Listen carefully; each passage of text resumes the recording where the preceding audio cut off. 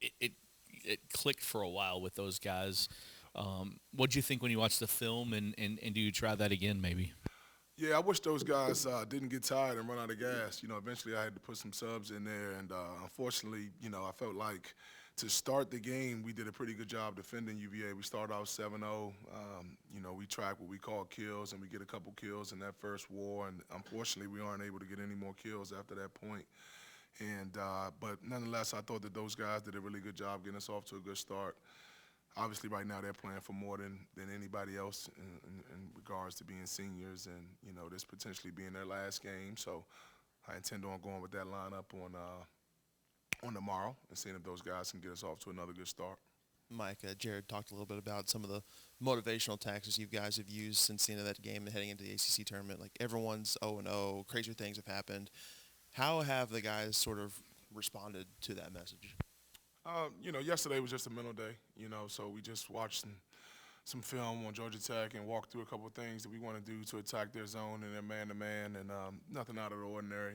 Tonight we'll get together and watch a little more film and probably show them a little something later on tonight to hopefully get them juiced up and excited. But I would like to think that everybody going on that bus is self-motivated. You only get an opportunity to play in the ACC tournament so many times in your life, and this is one of them. So hopefully we can take full advantage of it. Does it give? Do you think it gives the guys any more confidence to know it's a team that you did beat, and a team that I mean, looking back, you got some good looks in that game. Yeah, I would like to think so. I know it was a while ago, early in January. Georgia Tech is still competing and getting after it. I don't know if anybody plays harder than Jordan Usher. Mike DeVoe is one of the more talented guys in the league.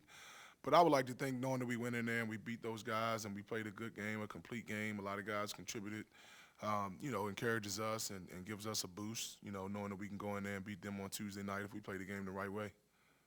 Game's changed a little bit. At least your game has changed a little bit since you last saw him. Sydney has now become more of a focus. How does Georgia Tech's defense, I guess, challenge you to continue to do that in this game? Yeah, well, they do a really good job in their zone defense.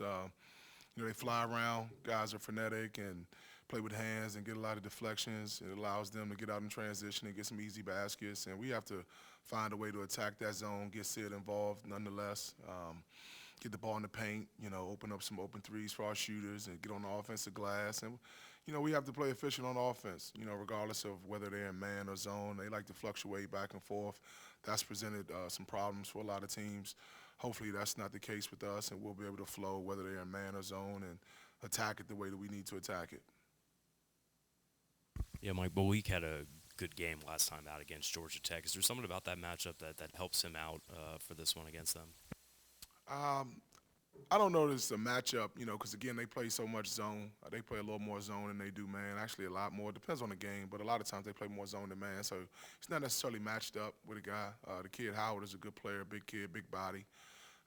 Hopefully Malik can find his groove in that game and help us on the offensive and defensive end.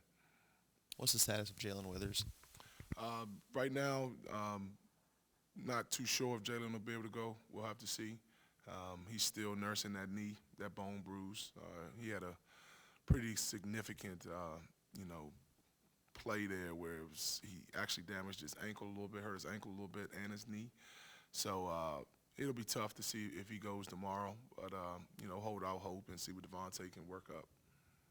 Get something to where, like, if you guys make a deep run in the ACC tournament, to maybe he could potentially make an appearance on the back end. Yeah, I think that's possible. Yeah, with a bruise, you can come back from that. It's not like he tore anything. So it's just a matter of that thing healing and giving us some time to do so and icing it and, him resting and rehabbing properly.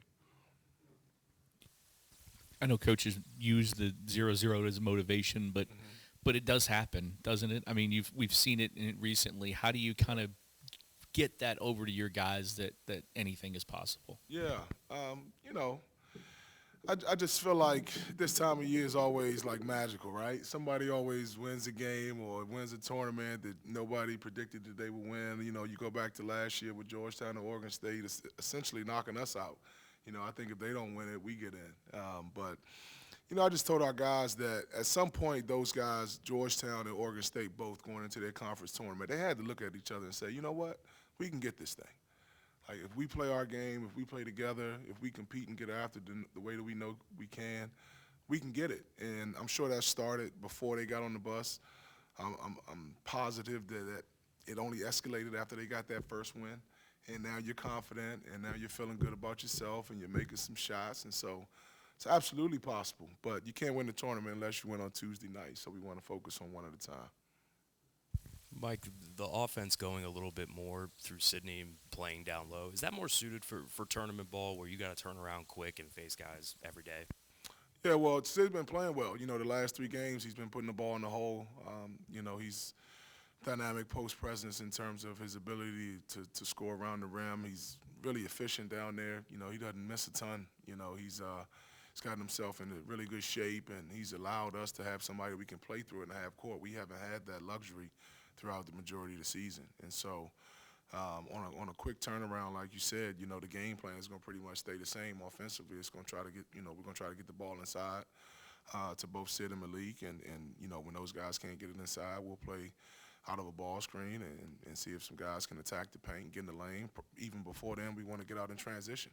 We want to run the floor. We want to see if we can get some early threes or some early layups and kind of go from there. But, you know, having Sid down low does give us you know, an additional, you know, look in terms of, hey, we can come to Sid and he can potentially draw a foul or he can get a high percentage shot. You know, that's a luxury, that we haven't had for the majority of the year. So it's nice to know that we have that now going into postseason. What else? Great. All right. Thanks, guys.